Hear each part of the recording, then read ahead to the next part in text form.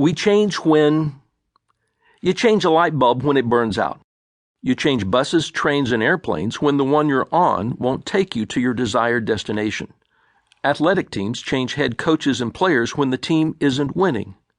Organizations change when, if you immediately thought when things are broken or not going as well as we want, congratulations. Your view of change is like that of most people, when things aren't working. Wise words. When I got married, my wife said to me, "Randy, I'll never ask you to change." I thought, cool. She then went on to say, "I do, however, expect that you will continually adapt." Turns out that my wife had the perfect advice for succeeding in today's world. When you cease to adapt, you cease to remain relevant. And when you cease to remain relevant, you run the risk of becoming obsolete. And sooner or later, things that are obsolete are tossed aside, figuratively, if not literally. The big but. Adapting quickly to change in the environment is essential to staying nimble and relevant.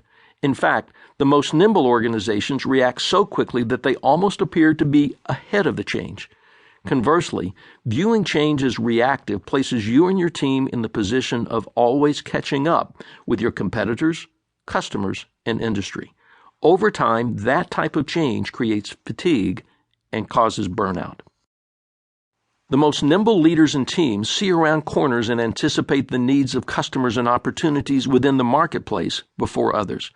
They remain hyper-vigilant regardless of the current level of performance or economic environment. They take my wife's wise words literally and change before they have to. Another change cliché. Clichés, at least before business people overuse them to the point where no one stops to think about their true meaning, are based on truth. And when it comes to changing the way we think about change, there is no truer statement than this one by ice hockey great Wayne Gretzky. I skate to where the puck is going to be, not where it has been.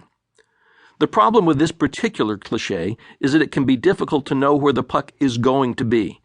How much time do you have to study industry trends or think strategically about the future? Most supervisors, managers, and leaders with whom I work feel lucky to carve out time for the occasional strategic planning or goal-setting retreat. They try to keep up with the ideas in the business news and their professional journal, but judging from the stacks of months-old magazines piled behind their desks, many struggle to keep up with the new ideas that are shaping their industries and careers.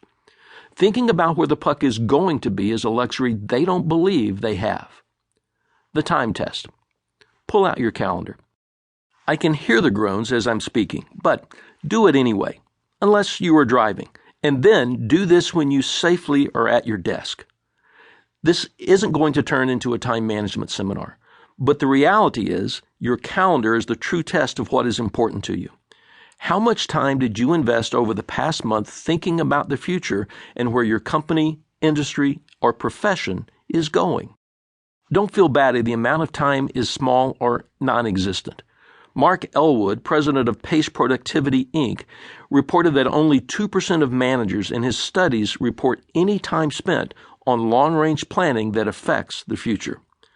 Thinking about the future doesn't require a great deal of time.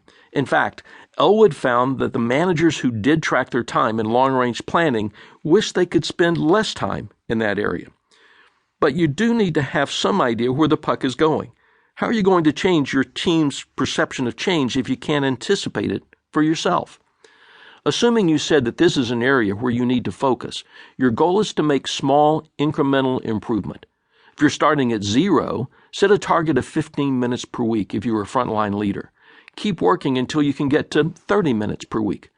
Target 5 to 10% of your time for actively thinking about the future if you are a mid-level leader. The best senior leaders with whom I have worked devote 30 to 40% of their time on future-related activities. The lens is as important as the time. The present should be guided more by the future than the past. Unfortunately, most of us look at the present and even the future through the lens of what has worked in the past. Remember, the goal is to alter the way you and your team think about change. If you're guided by